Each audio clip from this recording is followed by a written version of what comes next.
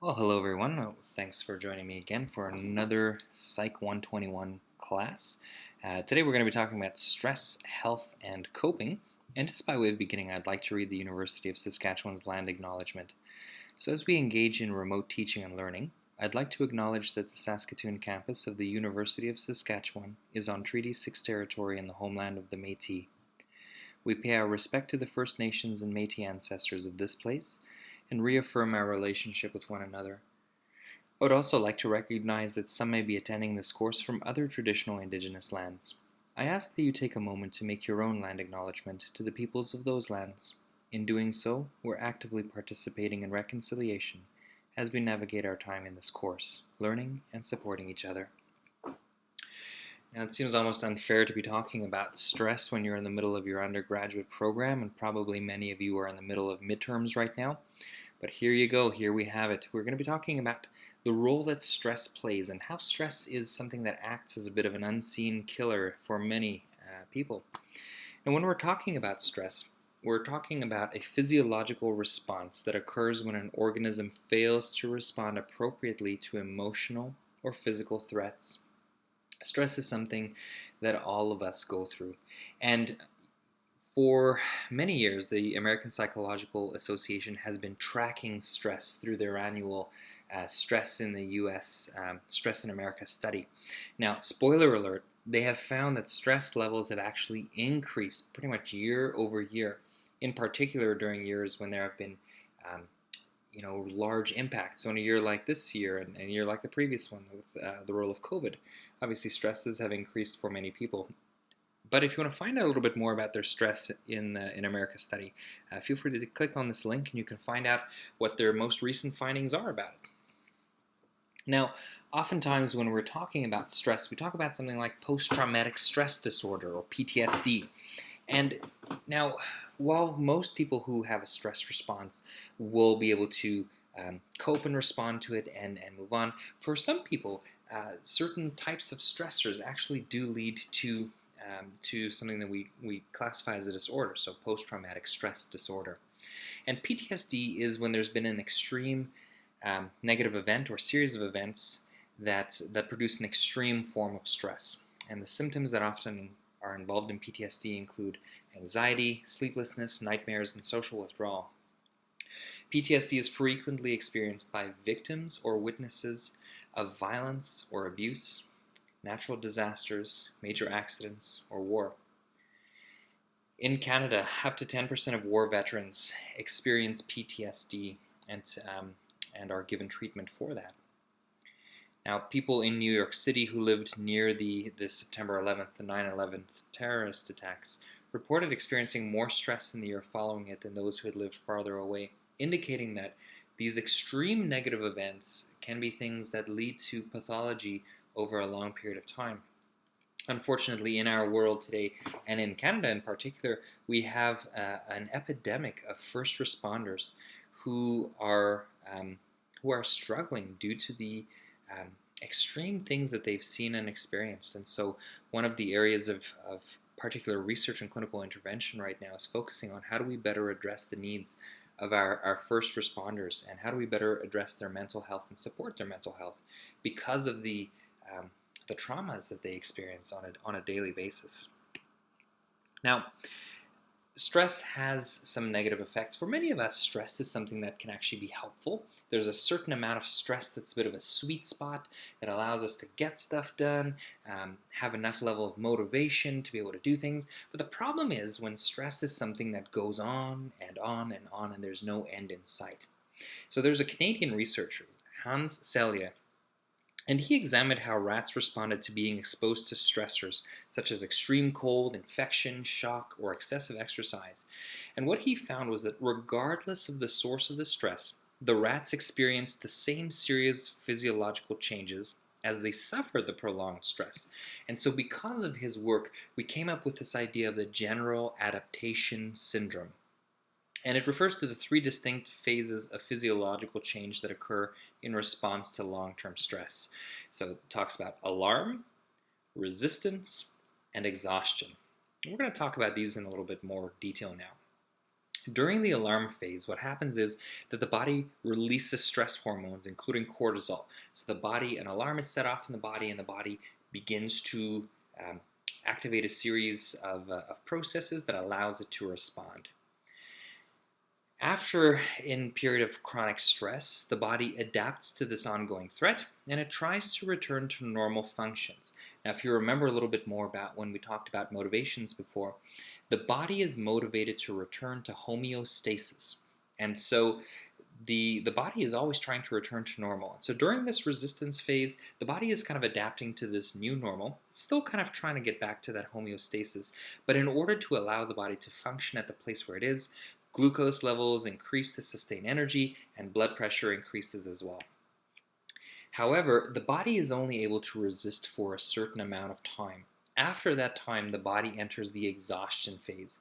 And during this stage, the body has run out of its reserves of energy and immunity.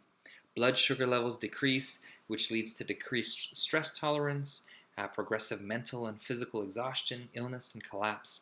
The body's organs begin to fail, and eventually illness or death occurs. So to kind of give it in a little bit of a pictorial kind of example here, on the one axis here we've got ourselves the level of stress, and then kind of over here we've got time. And so during phase one we see the stress happens, boom, and the body begins to react. Okay, so the resources are kind of mobilized, stress kind of continues here, we're busy coping, but you know what, as the body begins to stress resistance increases here, but as the body just kind of tuckers out, our resistance begins to drop, and boom, we end up in this exhaustion phase. The reserves are depleted. This is a helpful way for us to understand the process of stress. Now, in addition to understanding that there's this general kind of way that the body responds, or kind of a length of time that it can kind of last, it's also interesting to know how stress actually manifests itself physically in the body. So when we begin to experience stress, the sympathetic division of the autonomic nervous system is aroused, and physiological changes begin to occur throughout this place. So we talk about the HPA axis. The H stands for the hypothalamus, the P for the pituitary gland, and the A for the adrenal gland. And this HPA axis is kind of basically a chain of events that leads to the interpretation of an event as stressful, to release hormones in the body that alters how the body begins to respond to it. So in kind of pictorial fashion here, so we've got ourselves our hypothalamus up here in the brain, and once the hypothalamus is activated, an event has occurred that's stressful, the brain has interpreted it as stressful, the hypothalamus begins to release a hormone called CRH, and we'll talk about that in a minute, which then goes and stimulates the pituitary gland, which is right here. And this pituitary gland stimulation then releases another hormone called ACTH. This then goes down, travels down the body, down here to the adrenal glands, which sit on top of our kidneys. And once this happens, there are two processes: the process that happens within the general body, the release of cortisol, and then the process that happens within the sympathetic nervous system with the triggering of epinephrine and norepinephrine, or as we would call them, adrenaline and noradrenaline when they're outside of the brain. So let's take a look and see a little bit more about that. So we're talking about some hormones that are triggered. So first, CRH is triggered, and that's the corticotrophin releasing hormone. It's released from the hypothalamus, and it stimulates the production of ACTH. Once that happens, the pituitary gland begins to release ACTH, which is adrenocorticotropic hormone. And this hormone is produced exclusively in the pituitary gland, and it stimulates the production of cortisol by binding on the adrenal glands. All right, so fine, so we're down in the adrenal glands. Cortisol is triggered by ACTH activating or binding to the adrenal glands, and cortisol is produced into the adrenal glands and it's released into the bloodstream. Now, the interesting thing about cortisol is that most cells in the body have receptor sites for cortisol. So once that's triggered, it is not just triggering just kind of a few kind of select areas. Most cells in the body are able to respond to the increased levels of cortisol. Now, within the sympathetic nervous system, adrenaline is triggered, and like I said before, adrenaline is called epinephrine if it's a neurotransmitter, if it's happening within the brain. But outside of that, if it's at the hormone, kind of in the hormonal systems, we call it adrenaline. And adrenaline triggers the sympathetic nervous system and really triggers that whole fight, flight, freeze response during these times of acute stress. So once a stressor kind of happens. So things that tend to happen once adrenaline is activated: heart rate increases, pupils dilate, our air passages expand and we're prepared to be able to take in more air. Our metabolism shifts a bit. At the same time, noradrenaline is also triggered. And when this happens, what also happens then is that we have increases in alertness, fats are being broken down, and blood sugar levels also kind of increase in the body. Okay, so we move from this process of something happening within the brain, happening within the context of interpretation and release of neurotransmitters, to it actually switching systems and moving out of the central nervous system into the autonomic nervous system, and then the stress response actually occurring throughout the entire body. So it's a pretty vast kind of thing. So when we think of stress, we tend to think of the mental fatigue and aspects that happen to it, but stress as a whole is a whole body experience. Now, part of the reason you might be saying to yourself, okay, well, John, you haven't talked about why it's actually a killer. So what does it have to do with that? Well, we're going to talk about that a little bit as we go along here, but this is basically the setup for a little bit more in-depth talk about why this is important to be aware of. Now, there's also a delightful interactive graphic on the American Psychological Association's website that looks at the impact of stress on various body systems. And I would encourage you to take a look at that, because I think it's helpful to understand stress as more than just a mental thing. It's a full body experience. Now, the initial arousal that accompanies stress is normally quite adaptive. It helps us to respond to potentially dangerous events, and it helps our bodies to be aroused at the right level to respond. However, when stress is chronic, there's a direct negative influence on our health. With prolonged stress, the HPA axis remains active, and the adrenal glands continue to produce cortisol. Now, chronic stress is actually a major contributor to heart disease, and it also decreases our ability to fight off colds and infections and deal with kind of the common everyday problems. Now, there's a fantastic, interesting kind of study about kind of our everyday stressors. And so Holmes and Rahi came up with a life stress inventory. And I want to encourage you to go take a look at it too, because it helps you to kind of see how daily events or things that happen within our normal lives lead to some of that stress and add to some of that stress. Now, Ray and colleagues examined the medical records of over 5,000 patients to determine whether stressful events might cause illnesses. And what they found, there was a positive correlation of about 0.1 between the life events and illnesses, which kind of resulted in the social readjustment rating scale. Now, I mean, okay, it's not a huge correlation, nothing probably really to write home about, but it shows that perhaps there are some aspects to life events and stressors that can actually lead to illness. Now, they also came up with this idea that our everyday interactions with the environment that are essentially negative can create stress and poorer health income. So they talked a lot about these daily hassles, the things that get in our way, right? The long commute to work, certain kind of interpersonal problems that we might experience, that all of these daily hassles actually can create stress and poorer health outcomes for us. Now, there was another very interesting study called the Common Cold Project. And what it found was significant associations between psychological stress and decreased immune responses, which they measured as your level of susceptibility to the common cold. And this was found across multiple study phases. And so using the perceived stress scale across their studies, which kind of looks at those self-reported levels of stress, they found that there was a very strong correlation here between psychological stress on a daily basis and then just being susceptible to diseases in general. Now, not all people experience and respond to stress in exactly the same way, and that's an important thing to know. The strongest predictor of a physiological stress response from daily hassles is the amount of negative emotions that they tend to evoke for us. So it's not whether or not something bugs us, but it's the amount that it impacts us on an emotive level and how negative that emotion is that it is evoked for us. Now, some studies have shown that men are more likely than women to respond to stress by activating the fight or flight response. So that's kind of an emotional and behavioral reaction to stress that increases the readiness for action. Now again, as we mentioned, this response is triggered by activation of the HPA axis, and in particular, the activation of adrenaline and noradrenaline.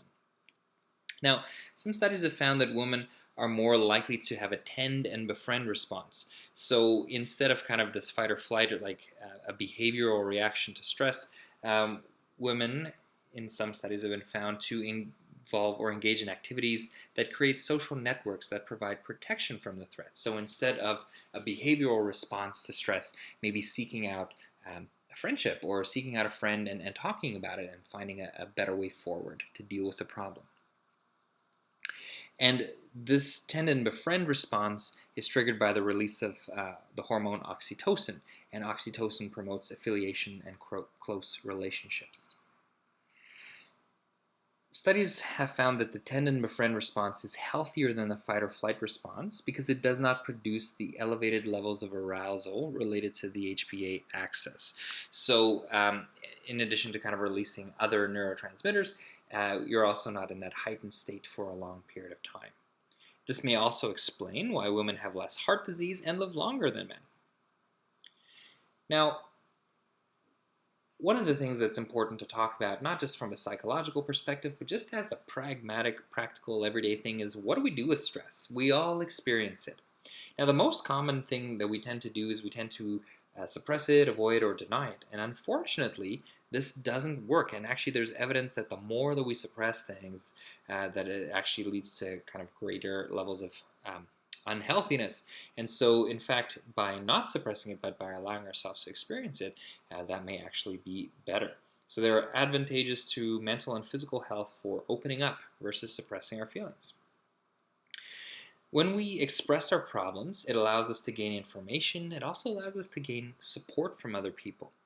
Sometimes for us to just writing or thinking about our experiences can kind of help us to make sense of these events, and sometimes helps us to give a little bit of a feeling of control over our lives, or just the ability to pause and respond instead of reacting. Now, like I said, it's easier to respond to stress if we can interpret it more positively. In addition to this, one of the things that's so helpful for all of us is learning how to emotionally regulate. Now, emotional regulation, we tend to talk about it as a kid thing, and yet for us as adults, it is something that is so important as well. When we learn how to control our emotions, it prevents them from allowing ourselves to get out of control and for our behavior to get out of control. Now, the ability to regulate our emotions has important consequences later in life, for example, on academic and social functioning, but also just on our overall mental health and well-being. It's a very important key to success, and it's a skill that we only improve by practicing it. And so when do we need to practice it? Well, we definitely need to practice it before we are stressed, but we also need to practice it when we are engaged in that stressful thing and finding strategies that in the moment help us to down-regulate. Now I'm going to pause here for now, and we'll pick things up in a little bit.